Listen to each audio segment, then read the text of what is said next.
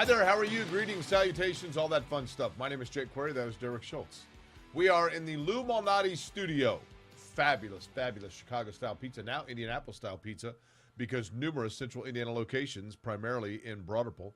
And this is Query and Schultz, presented by Bailey & Wood, BAWFG.com, Bailey & Wood, locally owned mortgage. We'll get to all of that stuff in a minute, but it's show number Jay Edwards, Lyndon Jones, Brian Sloan, Joe Hillman, Todd Jadlow, the greatest coaching job ever by Bob Knight and the greatest season in IU basketball history, 1989, when they went 15-3 in the Big Ten, got beat by Seton Hall in the NCAA tournament, but they were left for dead until Jay Edwards became a rock star. 89, show number 89, Derek.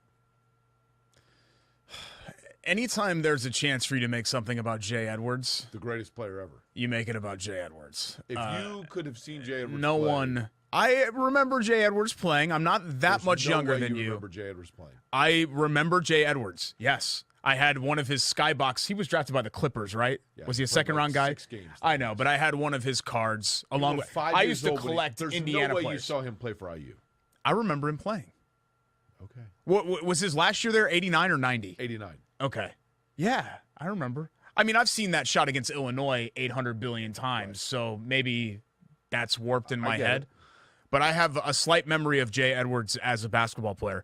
To me, 89, it's been very football-related lately here with the receivers. Ditka wore 89 as a player. Do people realize how good Ditka was as a player? Great player. Great tight end, right? Yeah. I have hold on. Before we do any of that, though, I've got to be honest. What's wrong? You're wearing a V-neck T-shirt. Yeah, it looks great, doesn't it? You have a squirrel living in your chest. It is so horrifically disgusting. It's difficult for me to focus. It's hot outside. Okay. Well, I need something to something to like air out a little bit. It's 55 degrees in here. It's real stylish. This is like V-necks are very stylish now. Your chest hair is disgusting. It's not. Speaking of 89, what are you, Tom Selleck? I don't think other people agree with you. I think you're just mad because yours is all gray and weird. Like this is like a proud there's not a single gray hair in here, baby. This is all natural right here. Did you take a look at the? I don't even trim it. When you trimmed your mustache, did you get a look at? I mean, I go down like this, like on my neck and stuff like that. So I go down here because if I don't, then it creeps like all the way up here to like almost my Adam's apple where I've got chest hair coming out.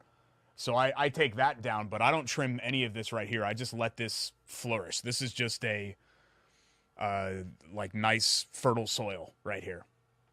For body hair. Has it moved around to the other hemisphere? No. Okay. Well, I don't have a single back hair. You just wait for that and let me know. One other shout out for episode 89, and he's probably watching right now because he watches every week. Probably our most loyal viewer of Query and Schultz, the reincarnation, Matthew, who told me this morning, we're taping right now on Monday, it's around lunchtime, he was born in 1989 at 8:09 a.m., weighing 8 pounds and 9 ounces. Really? So episode 89, all of those 8s and 9s.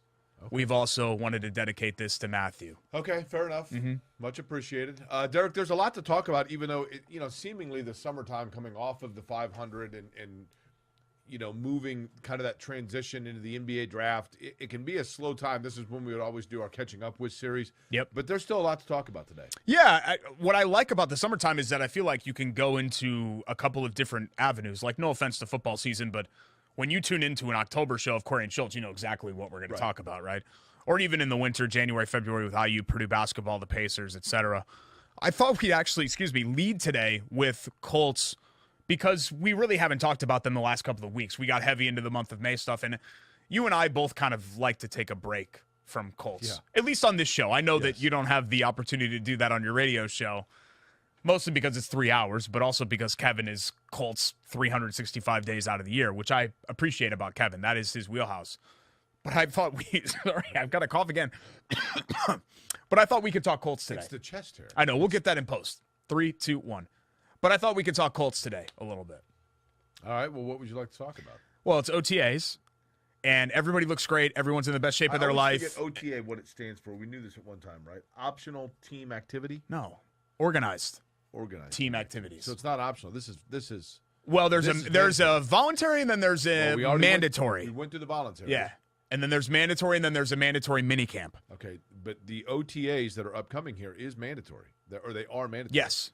Kenny Moore is the big story on whether or not he will be there for it, because there was kind of this friendly suggestion that he might want a new deal, and now it appears as though that might actually be well, maybe I won't show up, and this is going to become a storyline, I guess, right? Well, he did report for the mandatory portion, right? Which just began?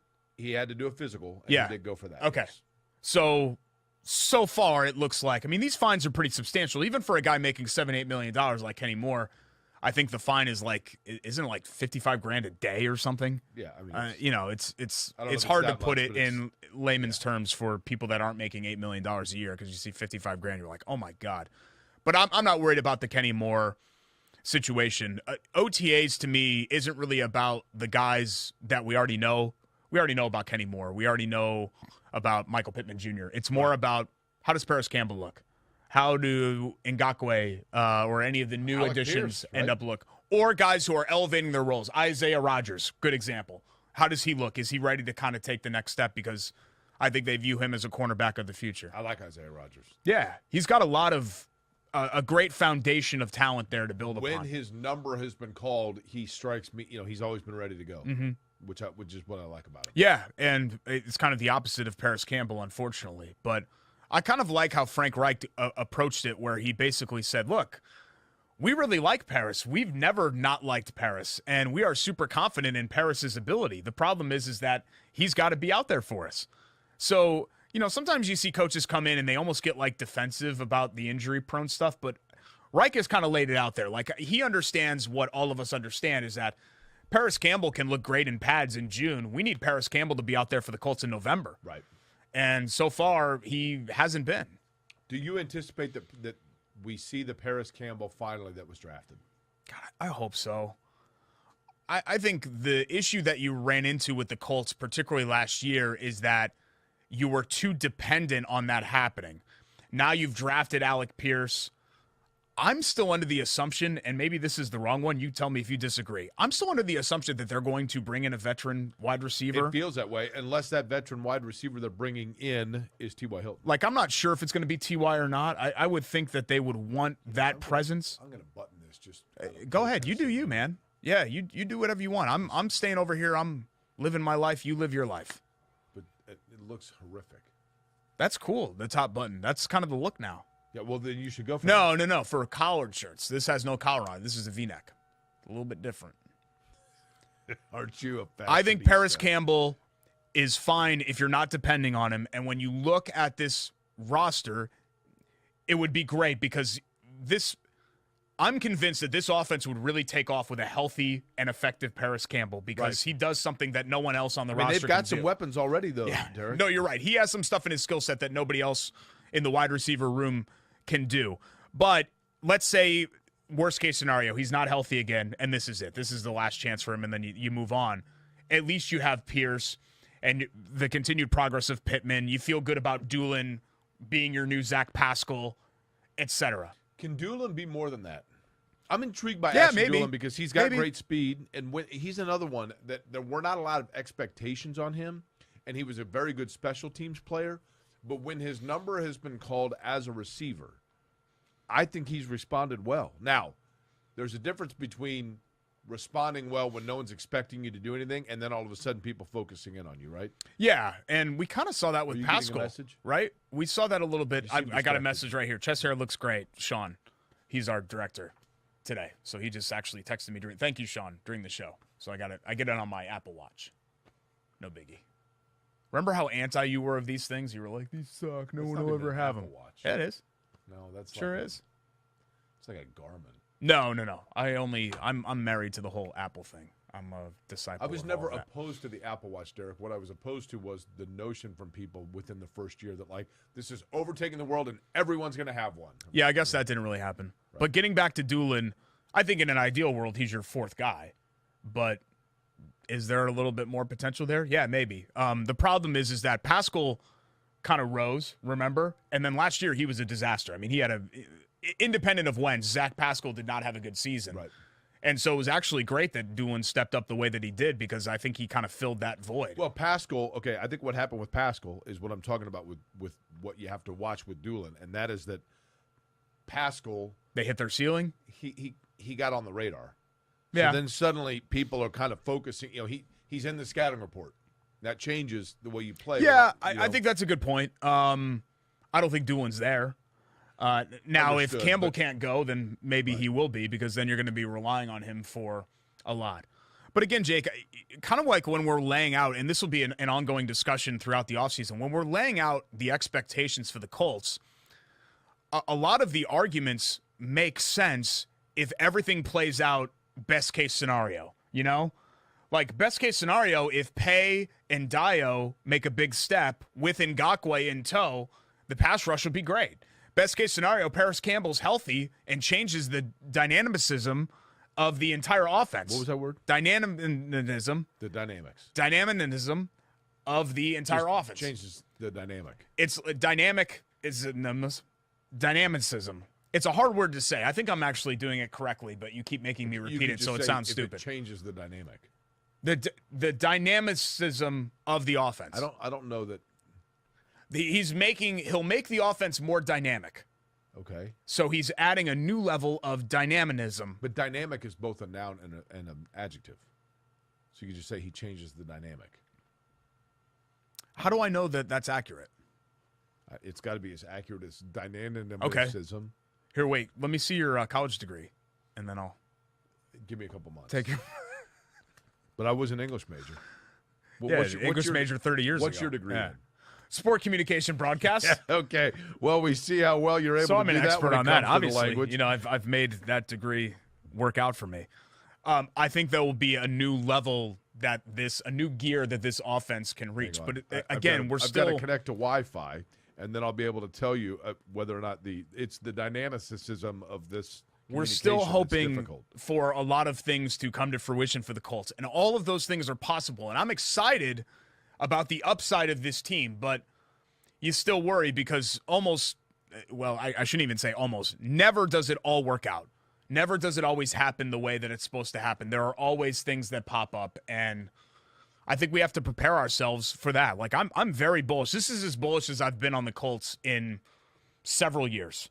Probably since going into the 2019 season, before we knew that Andrew Luck was going to retire and have the health issues that he had during that offseason. Also termed the dynamic hypothesis, or the dynamic hypotheses in cognitive science and dynamic cognition, is the new approach in cognitive science exemplified by the work of philosopher Tim Van Genderen. That's exactly what I was saying. I don't think that's really the word you were looking for there. There is a cognitive level, because we're thinking about the Colts, of dynamism that Parris Campbell can bring to the table. Dynamicism. There we go. I think I got it that time. Dynamicism. Yeah. So we'll just clip that, guys, and then we'll put that overlay there. Greg's giving me a thumb up. We'll put that overlay in post over every time that I said dynamicism. You don't do any post. We always do post on this show. This is a professional show. We don't just leave stuff in and say we'll grab it in post and then count down. That would sound stupid. Okay. You know what's not stupid? Taking advantage of the fabulous summer weather by sitting outdoors the patio in Broad Ripple, Lou Malnati's, bringing your dog. Yeah, dog friendly. How awesome is that? You still owe me a lunch date at Lou's Broad Ripple location. Rake's already been over there. Listen, there's Lou Malnati's is so fantastic that I actually would take Derek up on his offer for a lunch date. I'm not paying, but I would go with you. Lou's is bringing in pies for next week. So next week's show, 13th, we will have live Lou pies on the program. Going to be delicious. For years, people have gone to Chicago specifically for example, went to a bachelor party in Chicago years ago. Did a Cubs game. Right there on the list. Got to stop at Lou Malnati's. Got to have lunch at Lou Malnati's or dinner at Lou Malnati's. That's what people do when they go to Chicago. And you still should, don't get me wrong. But you don't have to go now 180 miles north of Indianapolis to enjoy the fantastic taste of the Chicago-style pizza. Lou Malnati's, now Central Indiana, right there in Broad Ripple. Derek, other locations as well coming. Yep, 86th Street is one that's already open for carry-out or pickup, carry-out or delivery. As well as up in Carmel, and then a Greenwood store coming up later this summer. And don't forget, we talk a lot about the world-famous Chicago deep dish style pizza. They have great wings there. They had a gorgonzola salad that I had for lunch that was absolutely excellent, and all of their salads are terrific as well, and the desserts are to die for too. So the star is the pizza. The star for Lou Malnati's is me on the show. Sure. And then everything else is still pretty good. You know, it's still pretty good. And that would be like you. You'd be like the dessert. Actually, that sounds weird. That almost sounds like a creepy sort of thing. You'd be the gorgonzola salad. Oh, meaning that it was better than you realized. Yeah. It's not the star, but yeah, it's pretty good. Especially when it complements the star. It complements the pizza. So, like, you've always been a really good sidekick for me and for this show, and I think people kind of view you that way. You ventured out on your own before with kind of mixed results, but for the most part, you and me have worked together. If I'm going to compliment you, it's not going to be about that ridiculous shirt or that horrific hair coming out of it. Well, that's something that holds you back. You tearing me down actually is something that holds you and the show back. So you're just harming yourself that way. Other stuff to talk about today, including I do have not a bone to pick with you, but something where I'd like to set the record straight and offer you a challenge in setting the record straight. I have something for you as well. Oh, really? Later on today, we are going to rank from favorite to least favorite all of the IndyCar travel destinations for Jake Query. Perfect. All right. We did that on our radio show long time ago. Okay. We've never actually done it on this show, so I thought it'd be kind of a fun feature to do. Sounds good. Plenty more to get to. Query and Schultz, presented by Bailey & Wood Financial Group here on ISC Sports Network. Don't go anywhere.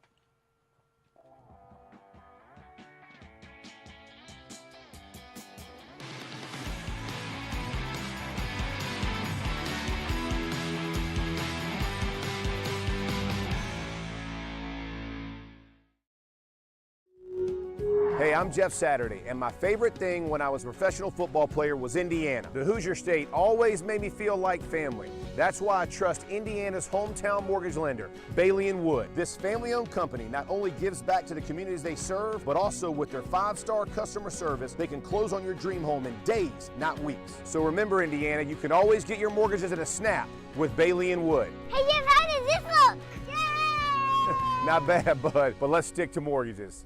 Your life is on the go. Now your viewing habits can be on the go. With the ISC Sports Network app, your team is at your fingertips. You can download years' worth of content from the ISC Sports Network library. High school, college, special events, weekly and monthly shows, wherever you find your favorite app. And you can always find out more information at iscsportsnetwork.com.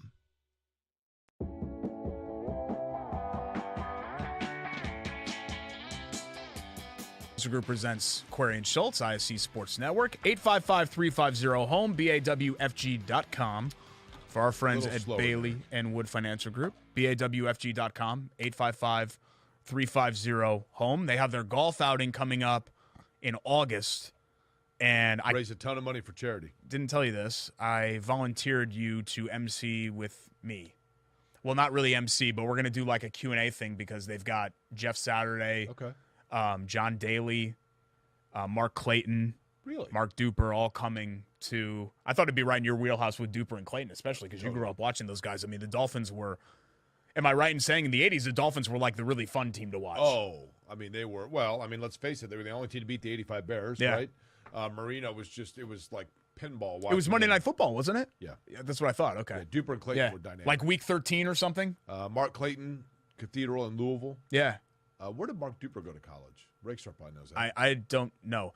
I didn't know that Mark Clayton was an Indy grad. I'm going to say that Mark Duper went to like a smaller school that people wouldn't get. You know, one of those that came out of like Valdosta State or something. I think Mark Duper went to Arkansas. Arkansas from Mark Duper. I'm going to go with Valdosta State was a decent guess by me, but I'm going to go with. That's Kenny Moore, right? Valdosta State? It is. Not Tarleton State, but I'll go with Troy for Mark Duper. Okay. Troy for Mark Duper. You were right about it being a small school. I believe this is a SWAC school down south, Northwestern State. Yeah, they beat Iowa in the tournament. Like Louisiana or Mississippi or one of those states down there. They raise a ton of money, does Bailey and Wood, because they're committed to Central Indiana, which is what we love. And if you are looking, right now in buying a new home, you need a mortgage. Why not keep your money right here with a family-owned business committed to Indiana? That's what you get with Bailey and Wood. Derek, over the course of the weekend, I was at the race in Belle Isle for IndyCar, and it was a year ago, not, I don't think numerically exactly a year, but it was the Belle Isle weekend of a year ago when I I can't remember, my dates all run together. So I was like 6 months removed from the heart medications that I'm on, which included at the time the most high-potent blood thinner one can be on. So I wake up in the hotel. We've talked a lot about it, and I'm in the shower, and I'm like, why is there blood in the shower? Did I nick myself? And it was a nosebleed. So I went to like the drugstore on the way there to get like some spray for my nose. I could not get my nose to stop bleeding. I went to the infield care center at Belle Isle thinking that it would just be simple. And you can see right there, my nostril was a bit plugged. This is awful. And Dr. D, as he was known, who was the doctor in the infield care center, said, I've got to put something in your nose. And Derek has made fun of me for this. That's why I have a bone to pick. What was it, tampon, wasn't it? Not really. Close. Are we allowed to say that Close. on the show? Is that word? Yes. Okay. So I've never used that. So Michael word on the show. Young made fun of me as well at the time because Michael Young came in to check on me in the infield care center right as Dr. D said, now I've got to plug your nose here. So I need you to lean back. This won't hurt. And I mean, first off, my eyes they were like geysers. They were like Old Faithful. I wasn't crying as much as like the sinus, whatever. Yeah, the tampon going up into the nasal And cavity. I basically like jumped up and was like, I mean, probably 7 exclamatory swear words. And he's like, I'm halfway done. And I'm like, dude, you're not, you're done. And he's like, no, this has to go all the way into your sinus cavity. And I remember saying, you said this wasn't going to hurt. And he said, because if I told you what it really felt like, there's no way that we would get this done. So yesterday when I got to the racetrack, somebody came up to me and they said, Dr. D actually requested that you come by the medical because he wants to see you. And his assistant, Keith, who's a great dude, had to end up driving me to Detroit Receiving Hospital where they had to do more treatment for me because after like 12 hours, it still hadn't stopped bleeding. So Keith and Dr. D and I had a little reunion, and every person in the infield care center was like, oh, it's the nosebleed guy. And I'm like, yeah, really? But my bone to pick with you is this. You kind of made sport of, you made light of the severity of my nosebleed. Now, a nosebleed, I understand that. But I want to show you. I posted a picture of the three of us in our reunion, and you said, I'm so glad they took care of your awful nosebleed. Da-da-da. Really near fatal. Yeah. I was serious, though. I wasn't joking around. It was a very scary situation. I want you to look at this, but more so I want you to listen. Okay. You're going to show me the thing? I want you to try. I want you to take this, Derek. Now, this is not a game-used one, right? I want you to take – no. Okay. I want you to take this Thank and try God. pushing it down. Okay. So I want you to exhibit for me how soft or buoyant you would claim it to be. Okay. Let me see. Okay. This kind of reminds me of like – an emery board, right? Like a nail file? Yeah. Like if you took out like a marshmallow and left it out for a couple of days, right. I feel like it would dry up and do this. Okay, now. It's like a dry marshmallow. Right. I would like for you to insert that all the way into your nose to the point where it is no longer visible. Oh, I'm not doing that. Yeah. Why not? I'm not doing that. Why not? Because I don't have a near fatal nosebleed to worry about. So that's what it looks like once it's filled with blood, right? Yeah, that's awful. I mean, you want... How about this? Does this fat end go in first? Well, the fat end is where I chewed on it for a little bit while he was talking to me. Okay. So that's why it's moistened up. Did you really chew on this? Yeah. Okay, then I'm not putting it in my nasal cavity. Do the other end. No, because I need the pull string to get it out of it. There's no way you could get that in your nasal cavity. None. Zero chance. Why do you always have to prove, like, why is everything like a feat of strength, like a tougher thing? You try it. Like, I'm sorry. Hold it up against your nose. I'm sorry you had a really bad nosebleed. Hold it up against your nose, and let's see how far that goes in. You know, in first grade, I had a really bad nosebleed, and I went down to see the nurse at Middlebrook School, and they gave me some gauze and stuff to put in my nose, and my mom had to come get me. So I've gone through what you went through. I think I was less of a baby about it, but I went through it. That just for display purposes. Did you chew on this? No. Okay. Display purposes. It was slightly rainy yesterday. Do they have smaller ones for like smaller people? Okay, because I'm smaller than you. I mean, that literally, do they have a schmedium? He tilted my head back and did it this way. They have a schmedium size one. Just on the outside of your nose, put it up alongside so people can see. Okay. Yeah. Did it tickle? Did you feel it on your brain? Do you think? That's why I was like, that's why I was crying. Yeah. You could see how far up he It went. Like, you really went to great lengths to prove to me that this was like some sort of like a serious. He gave me that as a souvenir. And so I happened to have it in my bag when I got here, and I'm like, oh, you know what? Like, you were making fun of me. Like, let's see what a tough guy Jake, you are now. You bust my chops on stuff all the time on this show, and I just kind of let it roll off. Yet I make fun of you for one thing, and like we have to have show and tell at class. I'll expect your apology any minute now. See how far up this goes? Feel it. You know, see how buoyant this is. I'm actually okay. Look, I've now taken the width of it. I feel bad for our podcast listeners because they're like, what the hell is going on? I've got the width of this in half. Now you try it. Okay. Now that's half the width that he did for me. Did you wash your hands before you came? Okay. Yeah, I sanitized. Okay. I've got a little blood on it from. No. There we go. Put it in your nose. Go ahead. I really don't know Other end. You can do the. No, I need the string to get it out of me. All right, here we go. Keep going. No, keep all the way up. This would plug any nosebleed. There's nothing getting out of this nostril going. now. All the way up. No. He didn't twist. He pushed. You want me to show you how he did it? No, do not touch it. Do not touch me. I mean, you're all Twitter tough guy, Facebook tough guy. That's as far as it goes in my nasal cavity. Now it's a little bit different. Do not touch me. Do not touch me. I'm not going to touch you. He put his head behind his hand behind my head. Great. I don't want you to touch me. Look at Mr. Tough Guy. You can show me how to do it. Look at Mr. Tough Guy. Are you happy now? Like, is this what you wanted? Are you happy now? Because you proved that you're a big tough guy. 2% the way there. Because your nosebleed you went to the hospital with. 2% the way there. And I made you feel bad about it. So now you wanted to make me look like an idiot. You can pull that up. Please throw it away. I don't want it back. I mean, that's what you wanted, right? What are we getting to next? You want to make me look stupid. So there you go. All right, NBA Finals. Like, back to the serious stuff out of your now. nose, please? Okay, fine. Sorry. Here, I can pull the string. There we go. There's just a black hair or two that got on it, if that's okay. Because this isn't the only hair that grows over here. So far, the NBA Finals, I think, are very predictable in terms of more often than not, you see if a team's had a long layoff, another team comes in for game one on the road, and you think to yourself it's an automatic. Usually the road team will that's when they steal one. Boston did that, making it now kind of home court advantage Boston. But you knew Golden State was going to hold serve in game two. They did it. They were dynamic, and they did it without Klay Thompson really getting into his groove. But Boston in game one won without Jason Tatum getting into his groove. I still think Boston in 6. But I think this is one of those games, Derek, where we're going to see pendulum of dominance from one game to the next. I mean, I've been surprised in the sense that I don't know who's going to show up when. Fair. The one thing that I still think, and I might ultimately end up being wrong about this, I still think that Golden State at their best is better than Boston at their best.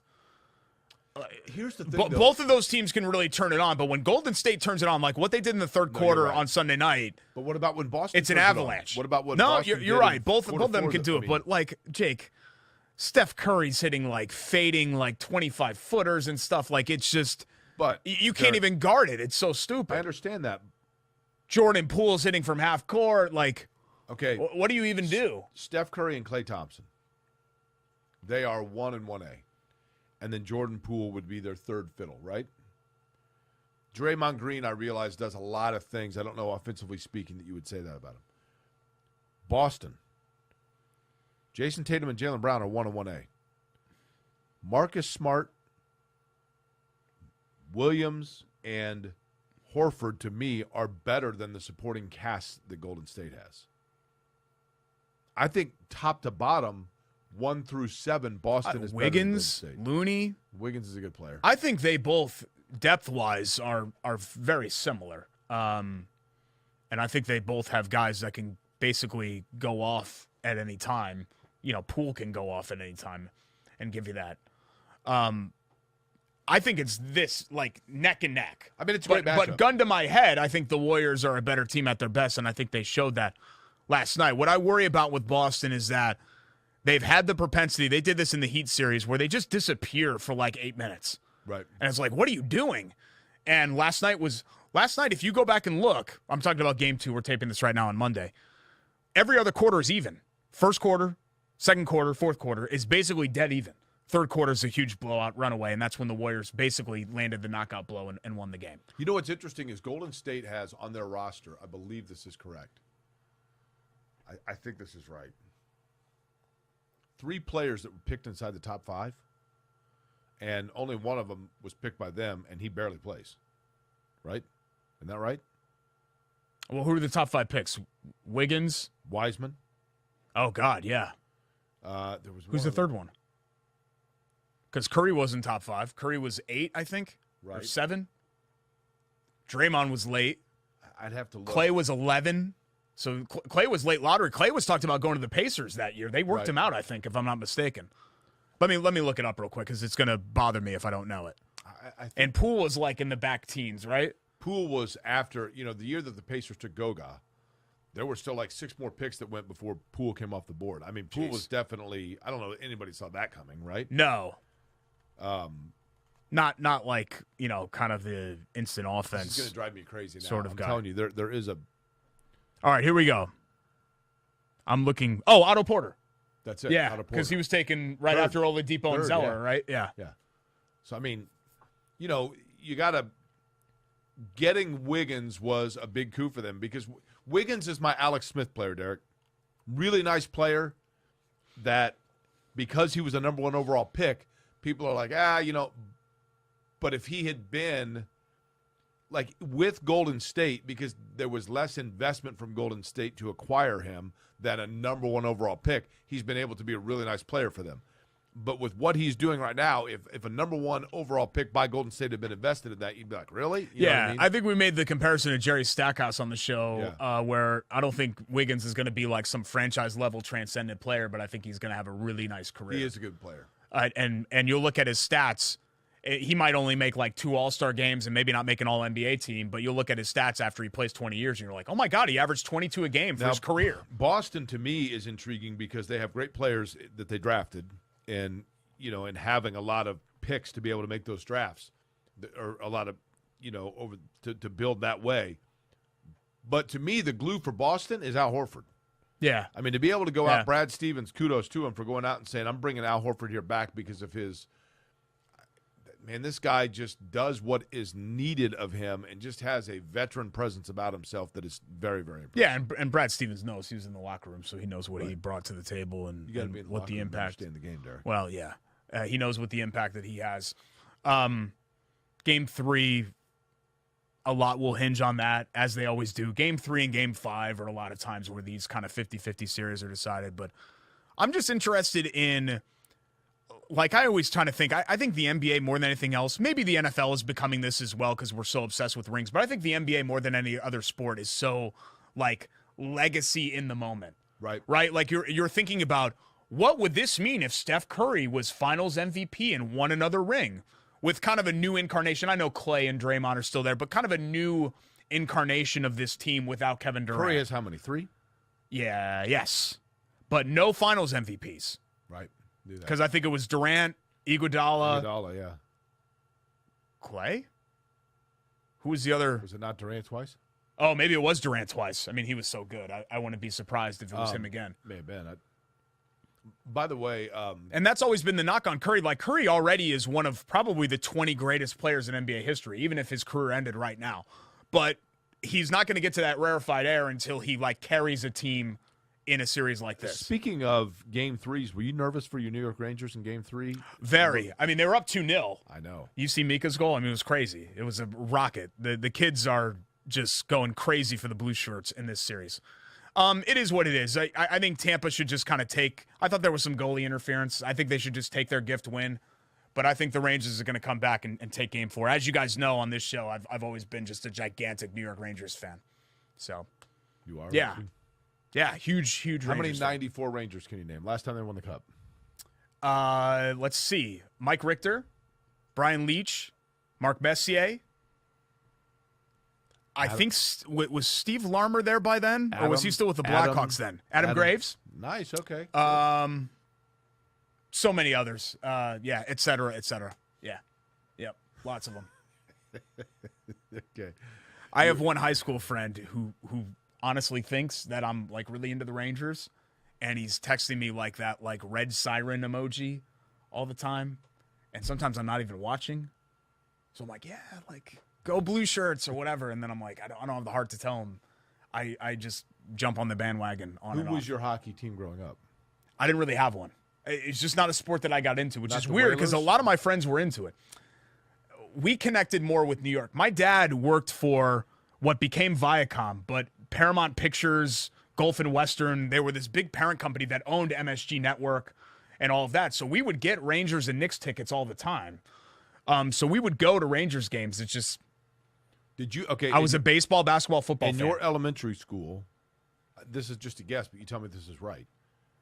If there were hockey kids you grew up with, they would be Whalers, Rangers, or Devils. Were there Devils fans? Yeah, a few Bruins because we had Boston sports fans. We were What close about enough to Islanders? Boston.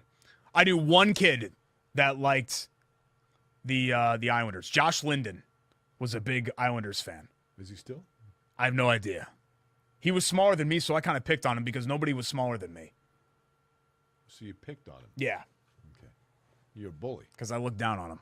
And he liked the Islanders. I mean, the Islanders, if you weren't an Islanders fan from 1980 to 85, then basically they've been a disaster, I think, for the most part, besides that run. Speaking of islands, I was just on one, and we're going to rank later where that ranks in terms of my IndyCar destinations. Yeah.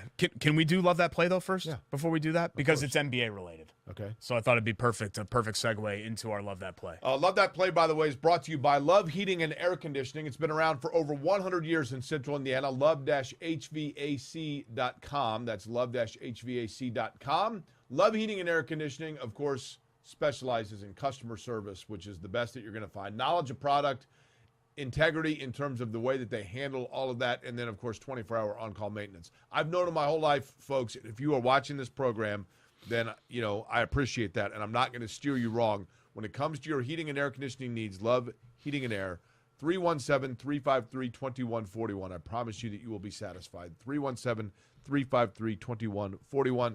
Our Love That Play. Each and every week we talk about our favorite play from the weekend. I thought we were missing Mike Breen for this call, but we were just talking about him. Jordan Poole at the buzzer from half court.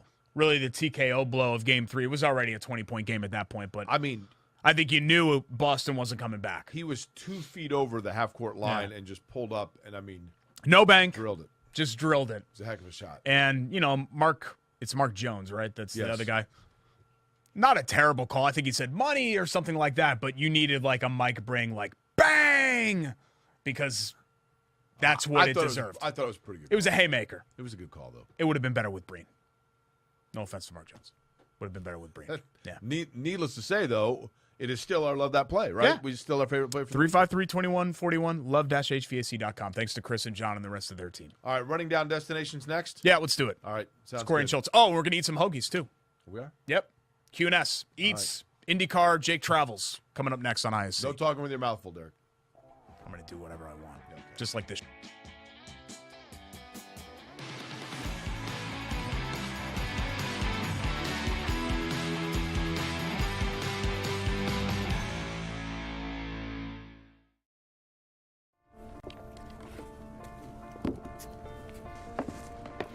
College wasn't built for me.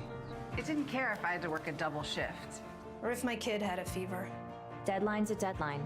I want to set the deadlines. I want to take tests when I'm ready. I want to take courses on my time. And speed up when I know my stuff. I want a university that cares about me. Tests on your time, courses on your time, graduate on your time. WGU, the nonprofit university of you. Hey, I'm Jeff Saturday, and my favorite thing when I was a professional football player was Indiana. The Hoosier State always made me feel like family. That's why I trust Indiana's hometown mortgage lender, Bailey & Wood. This family-owned company not only gives back to the communities they serve, but also with their 5-star customer service, they can close on your dream home in days, not weeks. So remember, Indiana, you can always get your mortgages at a snap with Bailey & Wood. Hey, Jeff, how does this look? Yay! Not bad, bud, but let's stick to mortgages.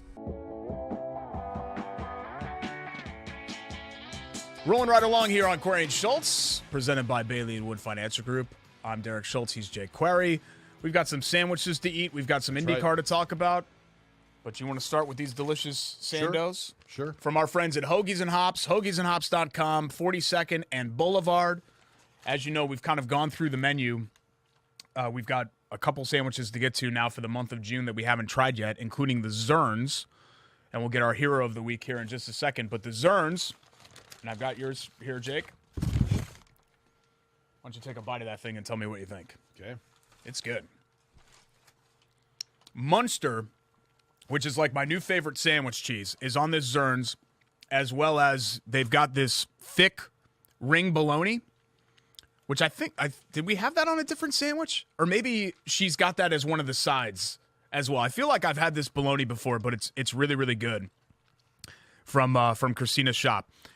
Mayo, whole grain beer mustard, a bunch of shredded lettuce, and some house red beet pickled egg as well here on the Zerns. And it's named after the farmer's market and auction where her dad would sling cheesecakes in the 60s. Really? Mm-hmm.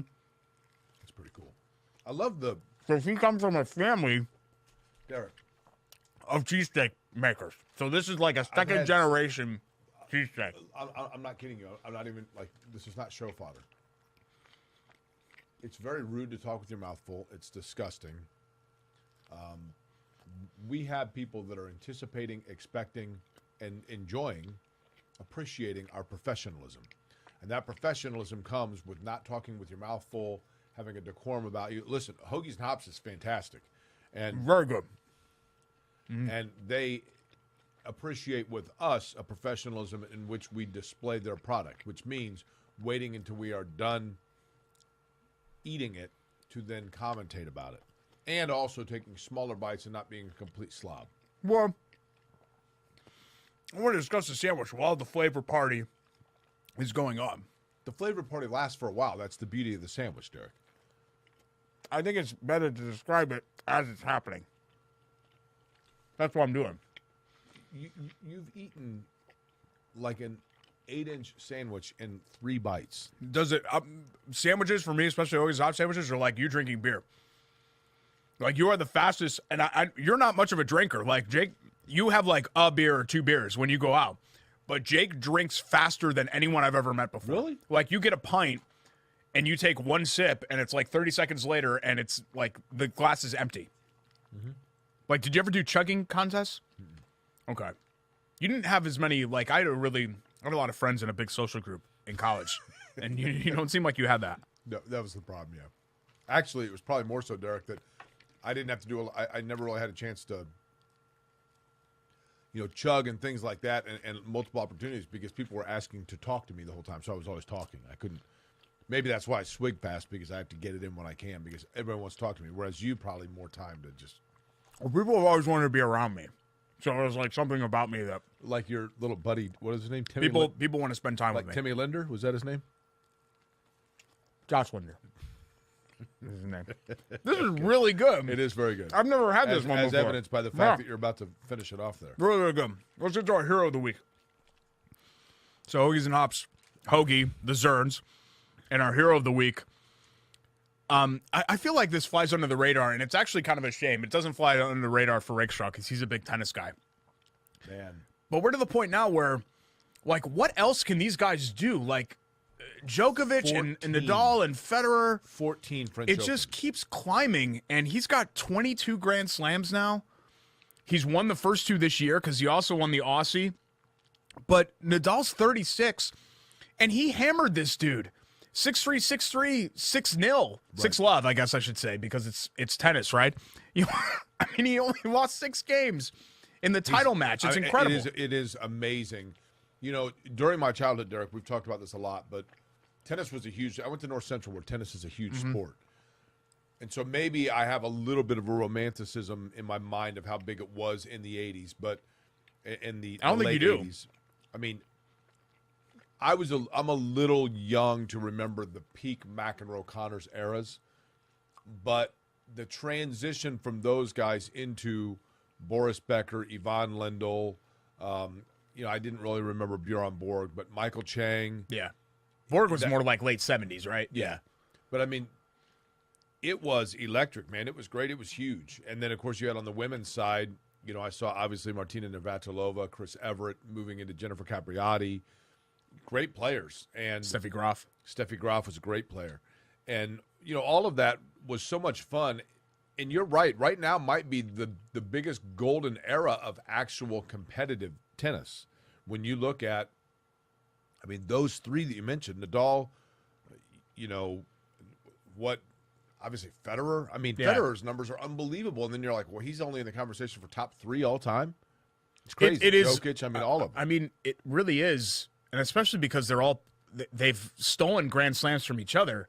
Right. You can argue it's the three greatest players in their sport ever that are all playing simultaneously for extended periods of time. I'm a huge fan of Rafael Nadal. I just think he's a cool dude. I used to not like him because I thought he was just annoying. I thought he was kind of loud, and he's grown on me a lot. You know, all the physical stuff that he's gone through to kind of fight back to and get back to this level of tennis has been incredible. Great player. Yeah. Great player. I mean, gun to my head, and I probably like 4 times. I probably shouldn't say this because it's almost like you diminish one of them by saying this, because so much of his dominance has been just the French.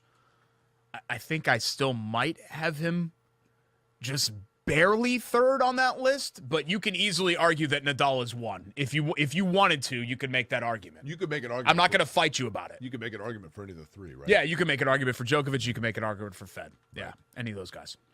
It's pretty impressive. So here of the week, Rafa, he's 36 now. That makes me feel kind of old.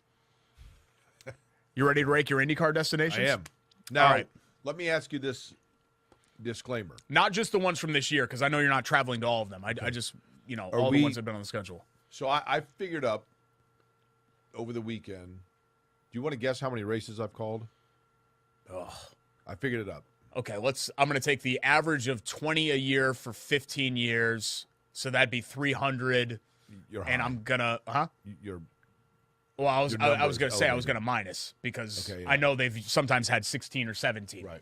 I'm going to say 250. 224. Okay. So obviously a lot of the same venues, but are we going on the experience for the fan of the actual racetrack and how good the racing is, or are we going on how much I like how much you like visiting that specific place? Because, we've done this before with like Mark Boyle or people that go on the road. Right. Whenever we ask Mark Boyle, we're not saying, hey, what's your favorite NBA venue? Well, I don't really care about that. What's your favorite NBA city? There are certain places that when we went there factors in. For example, I remember when we would go to Watkins Glen, which is in the Finger Lakes region of upstate New York, as you know. I mean, up near Ithaca. Yeah. It's in that area. It's a beautiful area of the country. It's very like weekend getaway-ish. And normally that wouldn't be my speed. But when we went there, it was like the fourth weekend of July, 4 in a row, and so it was nice. It was nice to have everything quieted and slowed down because it was in the rustic woods, which was appealing after you'd been to like several races in a row. Sure. But in terms of the actual destination, so we're going to go top 3 and bottom 3? Yeah.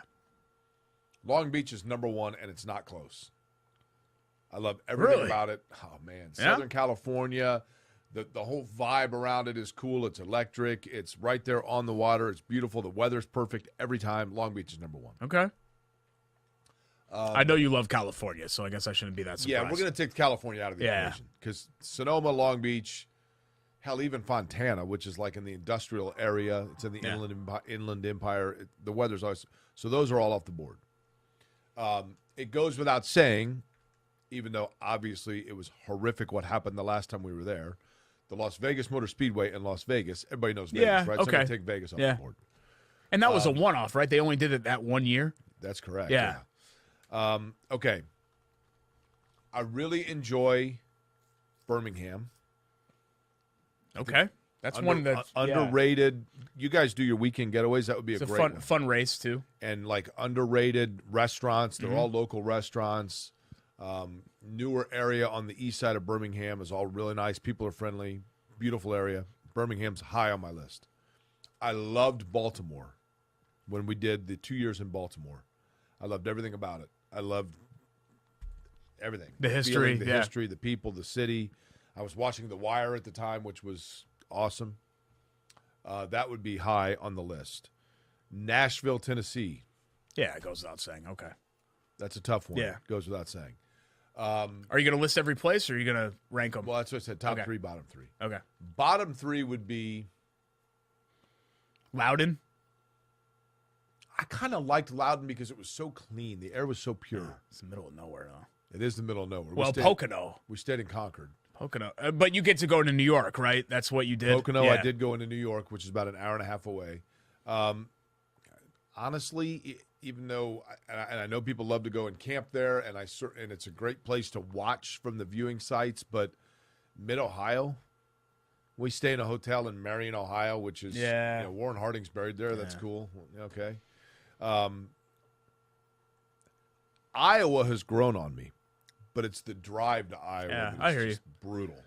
So Iowa would be number 2. I think the problem with Illinois, Ohio, and Indiana are all kind of the same to me in that if you're not in an area of Columbus, Cincinnati, Cleveland, Chicago, Indy, then you're kind of like you have no idea what state you're in because it all just kind of looks the same. It's all kind of like whatever. My last one would be Belle Isle.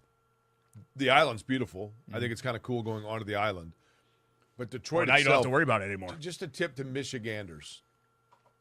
Mow your medians. It goes such a long way, right? Like all the medians, I don't know why it is in the state of Michigan, they don't mow their medians. It's just overgrown grass everywhere, and it just looks so unkept. It drives me insane. My OCD can't deal with it. They probably don't have the money for it, right? I mean, maybe, but it's the whole infrastructure. State, like I went to Ann Arbor. Even like I'm like, what are we doing here? The exit ramps.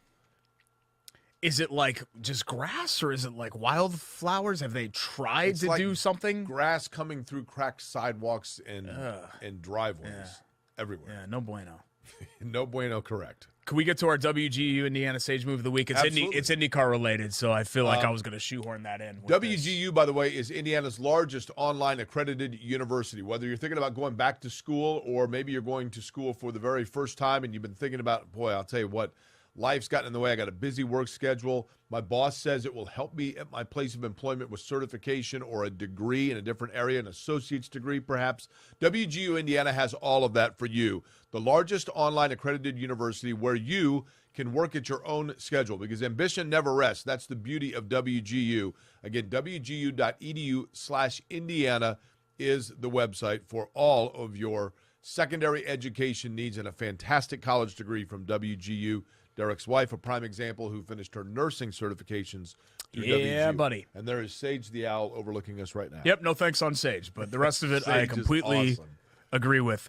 I'm going to hand the baton off to you because I feel like the Sage Move of the Week, very sage, a great strategy play from Will Power. Totally. Yesterday, and it ended up working out like gangbusters for him. So the way this works in terms of that strategy is on road and street courses in IndyCar, you have 2 sets of tires, the primary black tires and then a softer compound red tire. And the way I explained this earlier, Derek, to someone was, imagine if you were going to be in a 100-meter dash with somebody and you had to wear a pair of jeans. You could either wear a pair of brand new Levi jeans or that favorite pair you have that's nice and broken in. Let's say it's more than 100 meter. It's a couple-mile race. Right away when you run in those hard, not yet washed jeans, they're stiff. It's harder to move. It takes a while to get your movement going. Once they break in, then you're good to go, and you don't have to worry about those jeans ripping on you or a hole in the knee or anything like that. The softer jeans, you are moving quickly right out of the box. But all of a sudden, the knees are going to start to rip apart and whatever else, and it becomes harder to run in them for that reason. In IndyCar racing, the red, softer compound tires are those worn-in jeans. They're going to be fast in the beginning, but they don't last as long. You have to run at least one set of your race, at least a minimum of a lap, on the red tires. Will Power in the race in Belle Isle, Derek, started out, everybody else started on the red tires. Will Power went ahead and started on black tires and just ran starting 11th on the grid, or no, 16th on the grid, started on the black tires, and instantly, as everybody else's tires started to fall away, the softer red tires, he was on the blacks, which helped him pass people to get up towards the front. Then he stayed on black tires after each pit stop to build himself a huge lead. Yes, he had to go on the reds, but he waited until the last stint, as we call it, of the race with this big lead, and then just allowed himself to hold on to hope that nobody could make up the gap that he had presented for himself. And that's exactly what happened. Alexander Rossi with 2 more laps might have caught him, but it was a 70-lap race. Power timed it perfectly, won by 2 seconds over Rossi. It was a great win for Power and the 100th career win for Chevrolet in the IndyCar Series. I think I'd always run on blacks, using your analogy, because I love, fresh out of the dryer jeans, like where they're like tight. You like tight jeans? Oh yeah, yeah. I love that feeling because I know that I look really good. So it's like a mental like confidence thing. Like, don't get me wrong. Like sometimes the lived-in jeans are fine, but when you have a body like this and you kind of like, showing it off a little bit, like just giving people like a little taste. The tight jeans really work. In fact, with this V-neck, the tight jeans really work. Are you a skinny jean guy? Oh yeah, big time. It took me a while to kind of get on board with that, but so many people were like, "Oh my God, you look amazing!" That suddenly I was like, "Oh, the light bulb kind of went on for me." What about chinos or capri pants? Are those no? Those look a little weird. Yeah. There was a guy at the Indy 500. Guy capris look a little odd. Male coworker of mine at the Indy 500 was wearing capri pants. It's big in Europe. Like all the dudes wear. When you were in Paris, did you see dudes in capris? Well, I was there in the fall, so okay. Probably not as much, but yeah. But that's kind of where that whole thing started. A lot of people carrying loaves of bread. I'm very fashion forward, so if it does come here, then I'll embrace it because I just want to. I want to come up with it. That would mean that you would know ahead of time, so you'd be doing it now, setting the trend. Well, I'm keeping an eye on it. I keep an eye on fashion trends. From where? Yeah. How do you know? Like, what do you? It's just something that I follow. Follow where? Fashion is a hobby of mine. But where do you follow it? On social media. Usually on Instagram. You just follow Michael Grady? He's actually very fashion forward, yeah. I'm aware. Yeah. Okay. And photographers and things like that. Okay. And those stay-at-home moms that are in those pyramid schemes, a lot of times they know what the new fashion trends are. Okay. I've come to find out. Yeah. Mm-hmm. So that's been all good. Quick hits to get to. We have to talk about, we already did all of our other IndyCar stuff, right? Yeah. I felt like there was something else that we had coming up here. I mean, Bite or Bull Bleep, yes, we've got all that stuff too, but I thought there was one other thing that you threw out there. Maybe not. I don't know. We're still going to have a show. It's still going to be great. Watch the final two segments here on Query and Schultz, ISC Sports Network. That's compelling. Maybe we should get that.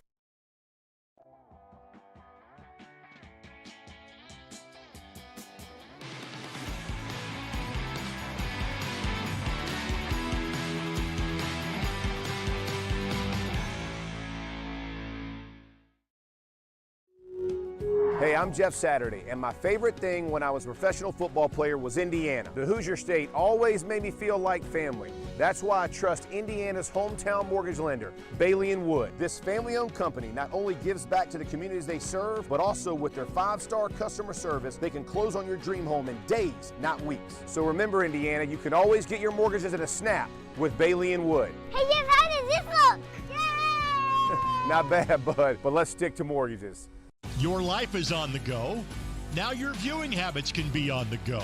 With the ISC Sports Network app, your team is at your fingertips. You can download years' worth of content from the ISC Sports Network library. High school, college, special events, weekly and monthly shows, wherever you find your favorite app. And you can always find out more information at iscsportsnetwork.com. It's been over a week since the 106th running of the Indianapolis 500, and today's probably the first day that I could say with confidence that our friend Darren King of Stewart Tire and Auto probably feels pretty good, feels fully recovered from race weekend, because I know that he likes to go at it pretty hard for the race. It is his Christmas, and Darren's the best. He and his family look like they had a great time, as did all of the families. I love just going through all the pictures of everybody. Great. And all the gatherings for the 500 last week. But Darren and Crystal and his entire family, the King family there at Stewart Tire and Auto, are going to take great care of you down on the south side, Stop 13 Road, so just north of Greenwood Park Mall and the county line, whether it be just something as basic as an oil change or something I had a little more extensive under the hood. There's something always breaking on Jake's car. It's amazing. I mean, my car's 2.5 years old. I had my door, when I opened it, made this weird noise. He's like, oh, yeah, it's a door rod or whatever else. No problem. Bring it by. Get it taken care of. So Stewart Tire, they can do anything, and they do it with, family goals and family initiative in mind, family morals. That's what you like out of Stewart. You go in there, hell, there's people just hanging out in there because Darren's a good dude. Yeah. And, you know what I mean? It's just a neighborhood place. Love it. At Stewart Tire on Facebook if you want to check them out. Quick hit number 1, the Indiana Junior All-Stars sweep Kentucky yesterday in Bedford. In fact, shameless plug here at IC Sports Network. We had our cameras there. Ray called those games with our buddy and longtime coach Pete Smith. The girls won by 3. The guys won by 10. And Northern State folks, the stars of yesterday. Penn's Marcus Burton had a team-high 24. South Bend, Washington, which has been a fantastic girls program for a while now. Rashunda Jones scored 20 on just 6 shots. Is South Bend, Washington, where Skylar Diggins went? Yes. Yeah. And they won state with her, didn't Yes. they? Okay. Yep. Yeah. And they were really good last year. They were in the Hall of Fame Classic and a couple other big events last year as well. By the way, speaking of that, on Quick Hits, Hall of Fame Classic, yeah. Kudos, congratulations to Chris May, your friend I know, and I like him a great deal too, but who has decided to move on from his job as is executive director, president, head whatever. honcho of the Indiana Basketball Hall of Fame. Did a great job there, and just decided and has a great reverence for it. I mean, he told me that. Yeah. He's like, look, I love it. He just spent wanted to 13 years there. You know, do another challenge. Yeah. We were. I remember the day he got that job because we were living in an apartment together on the south side. He's like, "Hey, I got to move out." I said, "Oh, what's going on?" He's like, "Well, I'm going to be the executive director of the Hall of Fame. 3 years." I was like, "Oh my God!" So then he moved into his grandma's old house. They still had the deed for it in Newcastle, and that's where he was living up there when he was running that place. Good guy. I had kind of gone back and forth whether to bring this up. Like, I don't want to be. We try not to be like real combative on the show, but I also don't want to like ignore stuff. And I'm not sure if you touched on this on the radio show, but I thought it was important to bring it up. You know, as people know, June is Pride Month, and about a half a dozen Rays players decided not to wear the rainbow logos on the jerseys, and their manager, Kevin Cash, said he doesn't think it's going to negatively impact the team. Like, I guess they had like a clubhouse discussion of it. I don't know, Jake. For me, I'm kind of like, I guess I'm a big personal beliefs guy, but to me, the whole pride thing isn't necessarily you co-opting that if it goes against your morals or whatever. It's just showing that, look, we're all different and we all need to embrace each other and treat each other with love. And it's just a logo on a jersey. I guess I don't really see what the BFD is. I can understand, and let me begin by saying that I have been vociferously and very strongly an advocate for same-sex marriage and for people having the ability to love and co-inhabit with whoever they so choose, and will be that way until the day I die. I can understand how a Major League Baseball player would say, look, I'm here to play baseball. Like, I'm not here to be a billboard for something else, not because they're opposed to it, but just because they don't think it's the place of the franchise to promote something that doesn't have to do with baseball. However, in this situation and in this case, it's like, look, I would think especially in a game that is predominantly made up of players that are of a minority status, whether it be, ethnically speaking or, racially speaking, whatever it might be, that they would understand that there are certain things where it's just important to be able to say, it's not about a movement, it's not about an organization, but it's just about saying, you know what, I'm for people to live how they want to live. So therefore, I'm on board with it. You may not, Voltaire, I may not agree with the word you say, but I will defend to the death your right to say it. And I think the same can be said with, instead of how you say something, how you live it. Well, yeah, because the explanation was all about how, look, we're still welcoming and we want you to know that you're loved, but I don't want to wear it on me. And I'm like, well, if you don't wear it on you, then I don't know that you're welcome to that. That's kind of the whole problem, is that, I'm part of me is like, I don't want to be like, get in line, wear that right now. But at the same time, like, that's kind of the whole point of it, to be welcoming and all of that. I don't know, Jake. It seems more hassle than it's worth. Just put it on. With and this is the last I'm going to say on it. With some of the issues that are going on right now, it feels like there are a lot of people that are interested in taking us backwards, and I just want to keep the momentum going forward. Quick hit number 3, Wayne Gretzky, former Indianapolis racer. His jersey set a record sale number. His Edmonton Oilers jersey, which was worn during their 88 playoff run, for their 4th of 5 Stanley Cup Finals. Can I guess? Yeah, sure. So this was at auction? Yep. It was a game worn. Game worn. By the way, Derek, it's a sweater, not a jersey. A little embarrassed. So his game worn sweater, and he wore it in every game? Apparently. They didn't wash it? It just says worn during the playoff run. Well, I'm sure they laundered it, Jake. Where was the auction? Like, are we talking eBay or are we talking like Lloyd's of London? No, this was like an auction with Gray Flannel Auctions. So this is like an auction company. $720,000. No, double that. $1.5 million. Just short of that. $1.452 million. Wow. Most ever paid for a hockey jersey. The previous record was 1.3, which was paid for Canadian hero Paul Henderson's 1972 Summit Series jersey. Should I know who that is? That's amazing, though. Yeah. It's so sad, Jake. Like, sometimes, like, hockey players, like these guys that are, like, all-time greats, and you'll say their name and be like, hey, what team did they play for? And I'm like, correct. I don't know. Now, that Gretzky's daughter's attractive. Paulina, right? Yes. Yeah. She's a pretty girl. Have you seen her? Yes, I have. Good genes. What's that? Good genes, because Wayne's a She handsome looks good guy. in those, too, yeah. This is getting a little weird. Getting a little creepy. Weird and at weird. all. I think most people probably agree with me. Getting a little creepy and weird there. So thanks to our friends at Stewart Tire and Auto Say so. for our quick hit guarantee you segment. that Darren agrees. Couple last things to get to in the final segment. Chateau Kitchen's Buy It or Bull Bleep. Also, our friends at Only Indy Tickets want to talk about, God, what an amazing 3 nights Fish all weekend. Second set Saturday. Wow. You know, last week was the 25-year Second set Saturday mark was since crazy. Hanson's Mbop went #1, just so you know. Yeah, been rocking the globe for a quarter century now. So that's great. We'll talk about all of that when we wrap up episode 89 here on Query and Schultz, ISC Sports Network.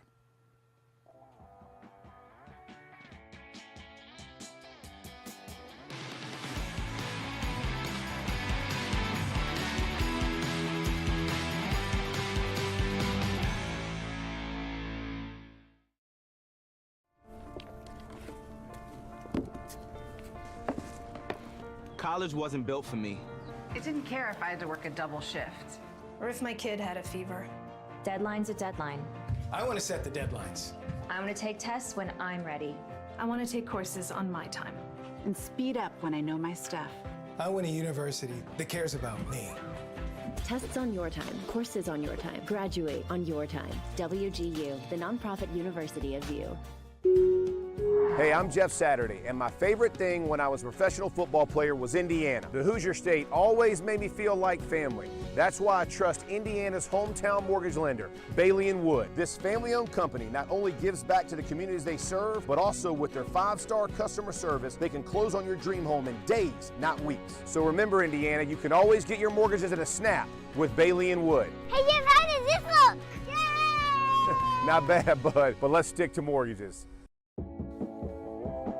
Back for a final time. Bailey & Wood Mortgage Lender presents Query and Schultz, ISC Sports Network. Thanks so much for joining us. Thanks for both not only Greg Rakestraw, but also Sean Walker as well for filling in today. We've got a busy week on ISC. So We've got Jordan and Alan, who are usually the two people that run. I mean, Rake's usually here running the graphics, but Jordan and Alan, our two directors, are both at Crooked Stick right now, setting up for a golf event.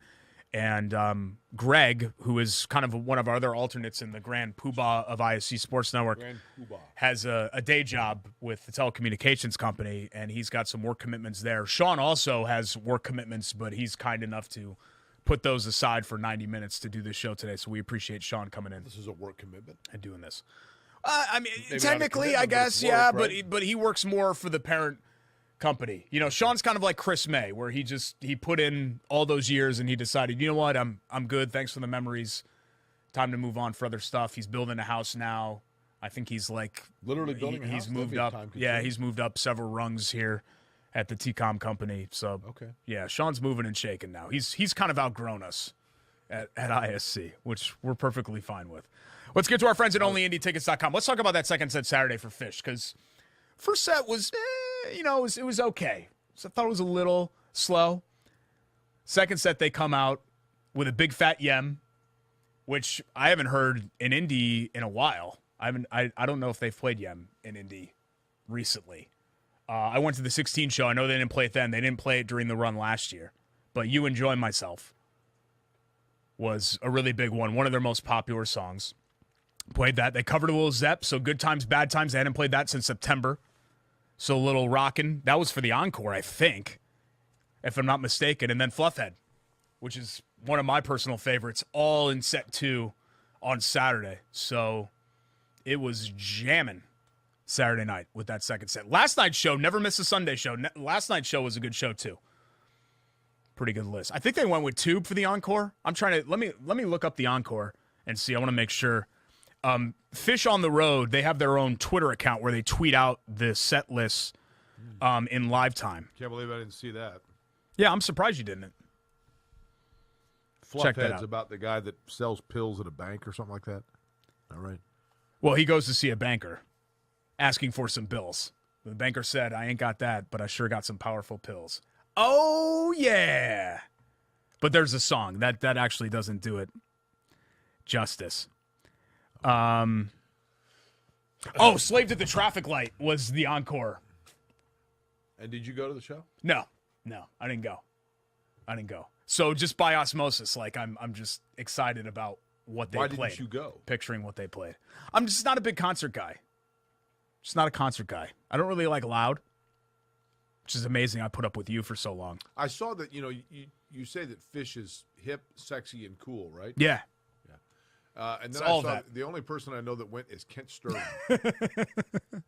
Ken can be cool, right?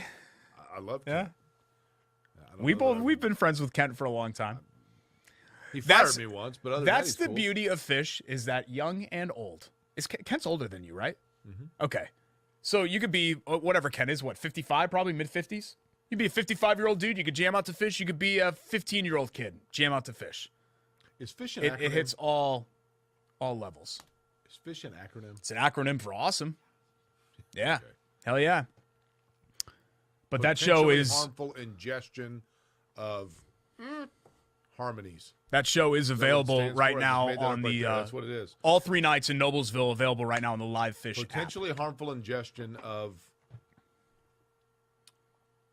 S-word harmonies. You're trying to make a joke here, but everyone loves Fish, so people don't want to make I fun don't of think it. that's true.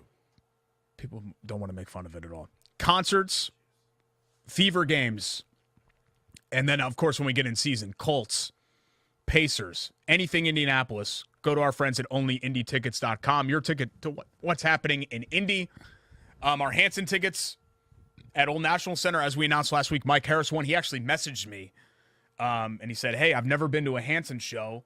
What do I bring? And I said, you better bring your earplugs because it gets loud in there.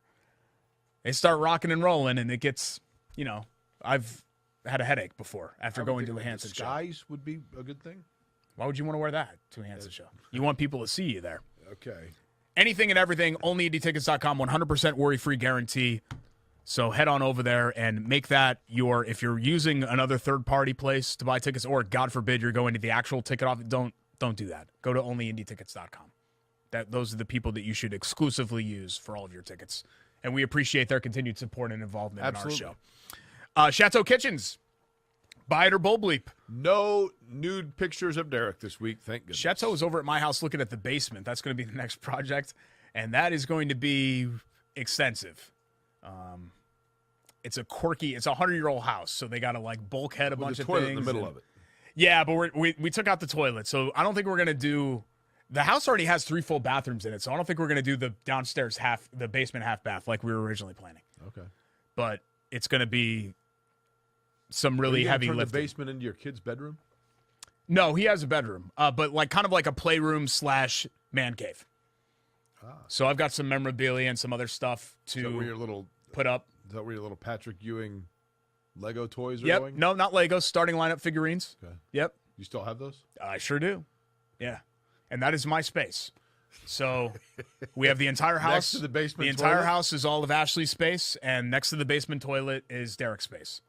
She's not allowed to touch anything in there or have any input on where it goes. You know that urban That farming. is our agreement. The urban farming's Yeah. become a thing. Have you thought about doing that? We're taking care of the chickens at St. Thomas coming up this summer. That's perfect. Yeah. You know what you should do? What? You should take your Patrick Ewing figurines and put them with the chickens that you're taking care of. Why would I do that? Because he's got 15 extra fouls every time he plays the Pacers in Game 7. Yeah. So what I learned coming out here is that the Pacers never actually lost a playoff series. I don't know if you guys know that at home in the 1990s. It was always just a big conspiracy that they lost. They were never the lesser team. There was no conspiracy when Patrick Ewing went right to the rim and just like that toilet in your basement. Yeah, and in Game 1, Reggie Miller, even as admitted as such, shoves Greg Anthony, steals the ball. Greg Anthony fell down. Hits a 3. Well, Reggie says that it was a foul, and it goes uncalled. So you get some breaks, you don't get some breaks. Okay. You ready to go for Bite or Bowl Bleep? ChateauKitchens.com, by the way, before and after pictures. Just beautiful. Beautiful kitchens, bathrooms. anything on the interior And of your no house shower pics of Derek. with Chateau Kitchens. Well, if you want some of those, Derek at QuarionSchultz.com. I still have some saved in the cloud. Here's what we do. I give a statement. You and I go back and forth whether we bite or it's bold bleep. Statement 1, Steph Curry needs to be the best player in the NBA Finals for his legacy. Buy it or bold bleep? No, I say Bull Schultz. His legacy's already cemented. Greatest three-point shooter of all time, dynamic scorer. I think Steph Curry is right now sort of like in that Isaiah Thomas That's fair. area. And if he wants to get up into that, like, especially because I'm not writing off that he could get up into like the Jordan LeBron here's area. the thing, though. Steph Curry's legacy will be this, and that is that at the time in which he played, he was the best ever at a particular skill set. And there are very few players you can say that about. Yeah, that's true. Like, I think if he never played basketball again, he's a top 20 all-time player. But I think he has the mobility to be like certainly top 10, if not top 5. But even if you have to be the best player on this stage to do that. But even if he becomes top 10, top 5 or 10, 70 years from now, when two people are sitting around a bar talking about it, and they say, "What about Steph Curry?" and somebody will say, "Well, he was the best shooter of all time." That doesn't change whether he is 15th or 5th. The number one calling card that he has is not going to change. No, he's but already accomplished his signature stamp. His legacy can still be enhanced. That's all I'm trying to say here. Fair enough. His legacy can still be enhanced with more championships and being the best player. The one thing that really Steph Curry has not done is that he's not been the best player in the NBA Finals. He has never been the best player in an NBA Finals he's played in. Like, you and I are on the same page here. We kind of roll our eyes at the whole, like, legacy and rings and, the sports radio national talking points. But I think there is something to it with Steph. So I'm actually going to kind of buy it. Even though he might play in 4 more NBA Finals. Right. You know what I mean? This will be a razor-thin IndyCar points championship race. Buy it or bold bleep? Buy that 100%. You think it'll stay this close? I do. Because I think Newgarden Power, Dixon's not going to go anywhere, and Erickson, taking advantage of the double points at Indy, Erickson's a consistent top 4 to 6 finisher, which is going to keep him hanging around there. So, yeah, I think there's not a lot of attrition amongst races. How many drivers, though? Well, I mean, is Dixon going to get back into it? I will say he's I what, will 5th? say it will consistently be a 4 to 5 driver race. The two Penske, so Dixon would be about Power, the cutoff. Newgarden, Pato. Ooh, I forgot about Palou, too. 6. How many races left? We're like halfway done, right? Yeah, I was going to say, you got a lot of season left. I know we're talking about the double points in month of May, but you got a lot of season left. Yeah, I mean, sorry, I don't know why. I need some water. I'm just a little. I get parsed by the end of the show because I'm talking a lot. You have the nasal swab over there. You can use that. We'll get that in post. 3, 2, 1. Wait, hold on. 3, 2, 1. I do think that it will be a razor-thin race. And I think it's a testament to the talent level right now at IndyCar that it'll be that way. Final statement. June is the best of the summer months. Buy it or bold bleep? I buy it of the summer months because we're not counting September, right? Correct. Because I'm not counting May. May to me is all of May is spring. Before you. I say yes because everything's before you. Let's see. The one that I thought about here was August because you're starting to go into fall. I get really excited anytime we're about to go into fall. But then again, it's kind of dog days. July, you have 4th of July weekend, but it's just the brutal, oppressive heat. July, to me, you're worried because you feel like everything. You're like, man, I got to enjoy this while it lasts. Yeah. I love summer. I love the late night sunsets. I love all of it. I love, like, weather that we had this weekend, you don't get in July and August. Right. So that's kind of why I lean towards June as the best summer month because it wasn't humid at all. It was just spectacular. Like, I like to have, like, a light jacket outside. That type of weather. Whereas July and August, it's just humid as all get out. Thanks to all of our great sponsors, Bailey and Wood Financial Group, Lou Malnati's Pizzeria, LouMalnati's.com to order online, Stewart Tire and Auto, Chateau Kitchens, Hoagies and Hops at 42nd and Boulevard. Only Indy tickets. Only Indy heating tickets. and air. WGU Indiana. Really appreciate all of them being a part of the show. Thanks again to Sean and to Greg for Jay Query. I'm Derek Schultz. More V-Necks next week No. for episode 90.